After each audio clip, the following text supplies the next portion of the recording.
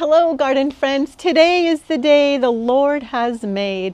Let us rejoice and be glad in it. I thank God every day for blessing me with eyes so I can see His beautiful creation. In today's video, I'm going to be planting up 2 geraniums and adding some pretty pops of pink color to my garden. I just want to show you that you don't need a lot of plants. You don't need a big garden. Sometimes less is more. And maybe one little plant can make a space look so colorful, bright, and cheery. So the first geranium I'm going to plant is called a Martha Washington. Maybe you have heard of it. This is my absolute favorite because of the beautiful little flowers. Now these clusters are not as big as the other geraniums, but there's more of them. And the reason why I love the Martha Washington, well, any geranium for that matter, is because they do so good in the heat. I live in California, Garden Zone 9B. They can take full sun. They love full sun. They love the heat, and I don't have to water them as much. So yes, they are drought tolerant. As you can see, I already have a Martha Washington geranium right here. This is just one plant. So I figured if I put this one on this side, it will balance out my cottage garden nicely. My second geranium is called a zonal geranium. I just refer to these as generic geraniums. You can always find these at the big box stores. And this one is going to go right here next to my other geranium.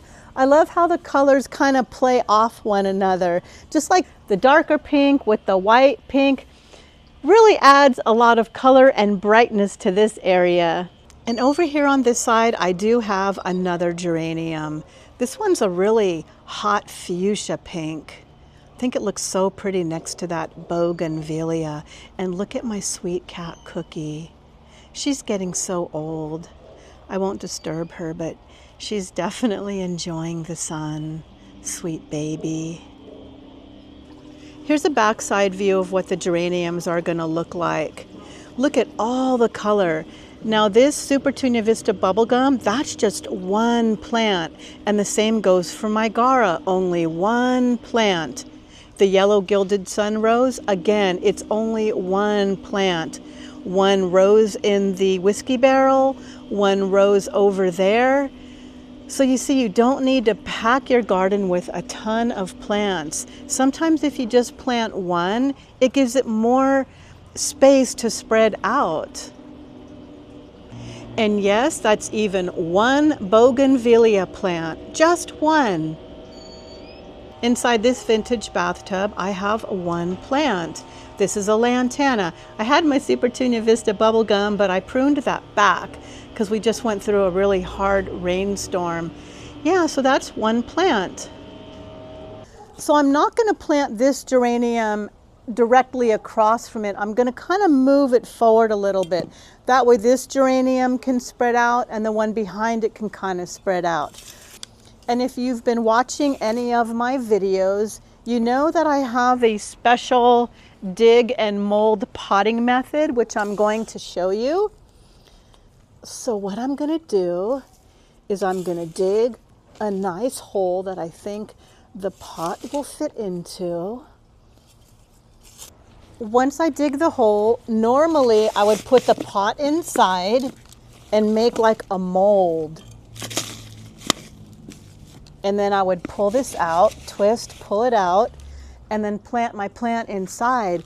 But look what I have discovered. This geranium actually has 3 plants in one pot. So instead of sticking the whole thing in with all 3 plants, eventually they're going to crowd each other. It'll look good at first, but in the long run, it's better I separate them. And then I'll plant them in different spots. I actually have 3 plants for the price of 1. So all I do is I stick a shovel down inside and just kind of cut them apart. Here's plant number 1.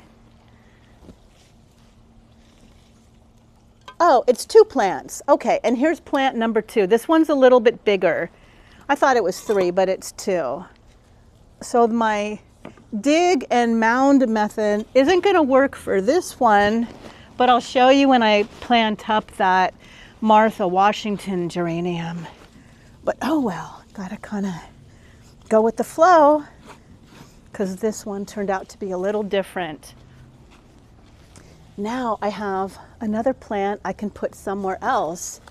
So $19.98 for this geranium, I got 2 plants. So really, it was like $10 for each plant. I'm happy about that. I'm thinking I could probably put the other geranium right here, but I'm a little worried that this gilded sun rose will kind of shade it. So no, that's not a good spot. I'm thinking I'll plant it right here next to this miniature rose. So in my last video, I would love to know what you think, because whenever you leave me comments, I really value your opinion. One of my viewers, who I just love dearly, she's been such a supporting fan to my channel, and I value her honesty. She told me that when I do the videos that speed up and like make it look like I'm going really fast, it bothered her eyes watching that, and she said she had to look away. I felt so bad, because the last thing I want to do is make your experience watching my videos unenjoyable. So what I would like to know is, do any of you feel the same way? And be completely honest. As I'm talking, I'm digging so much. I think I took too much out. So I would love to know what the rest of you think about that style video where it's speeded up. I just thought that you would be bored watching the whole video of me planting, like you would just get bored of hearing me talk and stuff. What do you guys think? Share your honest opinion with me, please. I'm really good at taking constructional criticism, and that enables me to create more videos that you find enjoyable. Now, if you notice, here's another little watering trick. I make like a little moat. So when I water, it keeps the water right where I want it. Okay, now let's pot up that Martha Washington geranium. So I guess the first thing I need to do is remove this bird hanging thingamajig, so I have room to dig. I love this shovel I got at the Dollar Tree. It's a nice handheld spade, which I like, but it's wide, so it really scoops up a lot of dirt at one time. And there's my sweet little cat Angel, trying to figure out, what am I doing? I found Angel when I was coming out of the dentist office. He was only about 3 weeks old and he was meowing. I couldn't just leave him there. He was all by himself, crying. So he's a feral cat, but he quickly became a member of our family. Then I put the pot in the hole and I push all the dirt around it. Keep my hand in there so it doesn't go anywhere. And basically what I'm doing is I'm making a mold. And it's okay if a little dirt gets inside. That's not a big deal. You want to pack the dirt around, pack it down real good. And it works better if the dirt is moist. If it's too dry, then the hole will cave in. Then I'm just gonna twist it around, slowly pull it out. And as you can see, I have the perfect mold. And then all I do is drop in my plant. That's it. And then just kind of put the dirt back around it. Dig and mold method. And just like I did with the other geraniums, I kind of make a little moat, so when I water it, it stays right where I want it. I'm not going to fertilize these today, but after about a week or two, I will fertilize them once a week with a water-soluble liquid fertilizer. I like to use fish emulsion, and then I will also fertilize them once a month. My favorite fertilizer is the Espoma rose and flower food, or even the plant tone. The reason why I like the organic Espoma fertilizer so much is because not only am I fertilizing the plant, but I'm also fertilizing the soil. Happy soil means a happy plant. A lot of people don't realize this, but your soil is actually alive. There's a whole other world down there. Microorganisms, earthworms. So the organic fertilizers support your soil's health, and it feeds everything that's going on under there. Isn't God just truly amazing the way He works all that out? There's life in the ocean, life in our soil, life on our planet, life in the sky. God is so good.